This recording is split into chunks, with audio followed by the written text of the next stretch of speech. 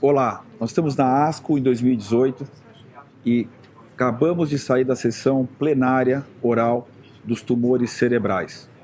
Dados promissores que podem representar no futuro alternativas reais para os pacientes com tumores cerebrais.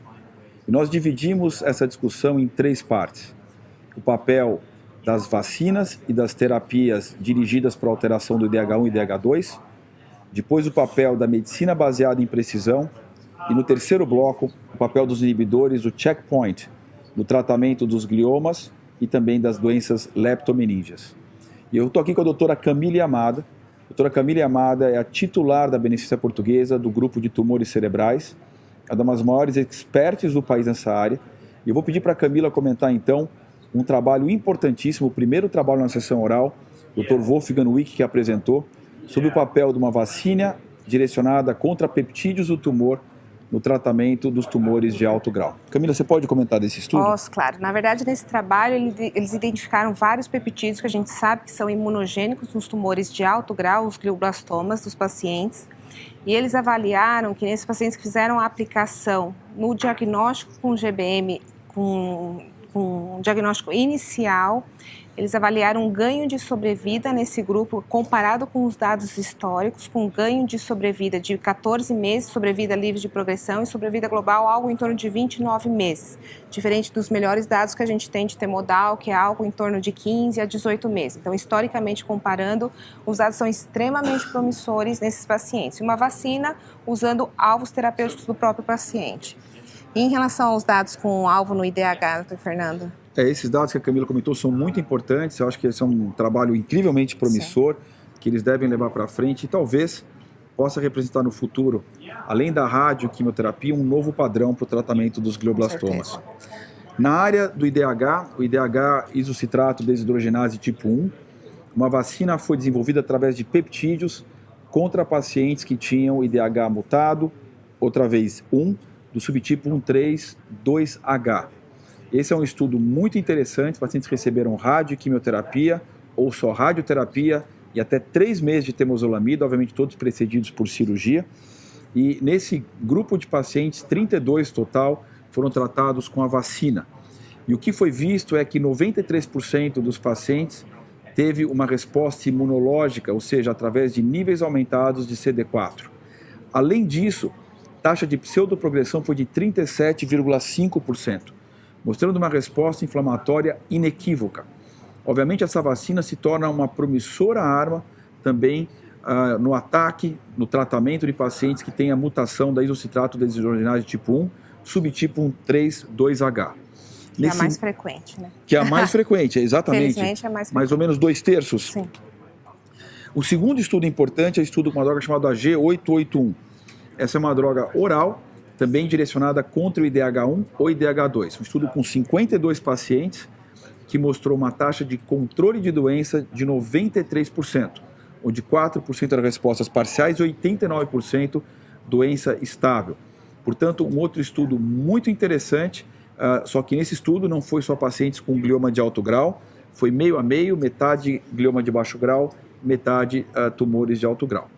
O segundo bloco vem a terapia de precisão. Um estudo Tortuato, um estudo francês, que envolveu 60 pacientes, mostrou que em 50% deles a gente tinha alterações, amplificações, deleções, mutações que poderiam remeter a alguma droga disponível.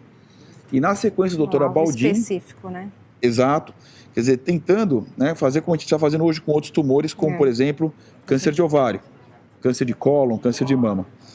E eu não sei se a sua impressão é a mesma também, Camila, desse estudo, da utilidade. Na verdade, a gente precisa achar alvos mais específicos, né? Tudo que a gente discute nos outros tumores, na verdade, do alvo terapêutico, qual o melhor marcador, qual o biomarcador mais importante, até para a gente tentar aumentar o nosso valor preditivo positivo de resposta ao tratamento, que é tudo que a gente mais quer, né? Uma coisa mais específica com uma menor toxicidade. Eu acho que esse é um potencial caminho. Obviamente, ele não é incrível, porque nem sempre nós temos as alterações, nem sempre as que existem têm a droga certa e nem sempre a droga certa é a droga certa para o paciente. Mas um estudo importante da doutora Baldini, estudo com 70 pacientes, desses 49 tinham alterações que a gente chama de druggable and targetable e 21 não. E o que foi visto nos pacientes com wild type IDH, que a taxa de resposta foi de 0% naqueles 21 pacientes que não foram, que o teste não mostrou uma alteração, foram tratados cegamente, eu diria, versus 20% dos pacientes que tiveram uma mutação ou alteração, tipo deleção, amplificação, e foram tratados com uma terapia-alvo dirigida. Do subgrupo mais beneficiado foram os subgrupos com BRAF, a resposta foi de 45%, e o grupo também que teve alteração do FGF, o Fibroblast Growth Factor, a resposta foi de 17%. Então, na minha opinião, é uma prova de princípio de que a terapia baseada em precisão não só é útil na checagem das alterações, mas talvez ajude alguns pacientes numa resposta mais adequada. E por último bloco, o bloco dos inibidores do checkpoint, no tumor cerebral primário e também na doença leptomeningia. Camilo, o que você achou dos dados do Reardon, comparando o pembrolizumab e bevacizumab versus pembro, versus o controle histórico e depois o estudo de inibidor do PDL1 na doença leptomeningia? Na verdade, imunoterapia, a gente está bem atrás ainda dos outros tumores que a gente já tem aprovação.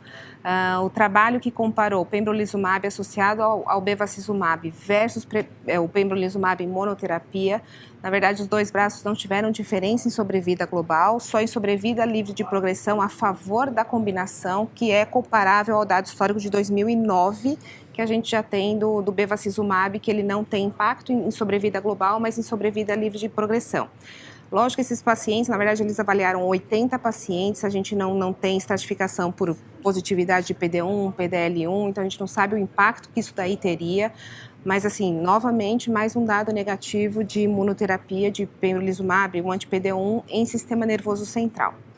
Em relação à leptomeninge, finalmente aí a gente achou um dado positivo, né? Então, assim, eles avaliaram pacientes, a maioria, mais de 90% dos pacientes eram câncer de mama, e eles avaliaram resposta na doença leptomeninge. A gente sabe que metástase em meninge, na verdade, é um dos prognósticos mais reservados que a gente tem em qualquer tumor, não só mama, pulmão, tudo isso, e a gente tem pouca possibilidade de tratamento por conta da penetrância da droga em sistema nervoso central, e a imunoterapia a gente sabe que é efetiva nesse cenário. Então os dados foram positivos, promissores, na verdade eles vão ampliar, na verdade, agora para a fase 3, para a gente demonstrar o benefício real nesses pacientes. Nessas pacientes em câncer de mama, o dado foi muito significativo. A Camila tem toda a razão, ela foi impecável nos comentários. Infelizmente, PD1, PDL1, nós já temos o checkmate 143, comparando com a bevacizumab, que foi negativo, nivolumab, ou seja, a percepção também é que essas drogas podem funcionar para um nicho muito pequeno de pacientes e que a gente precisa de biomarcadores para tentar identificar quem são esse pequeno grupo que pode se beneficiar dos inibidores de PD1 e PDL1, e tem várias explicações para isso, desde as células efetoras que chegam em menor rapidez ou quantidade, o corticoide bloqueando, então várias explicações. Imune do sistema nervoso central, que é diferente, né? Então, a seleção mesmo do paciente é a maior dificuldade que a gente tem. Em todos esses trabalhos, a gente observa que tem um pequeno número de pacientes que tem um benefício surpreendentemente alto.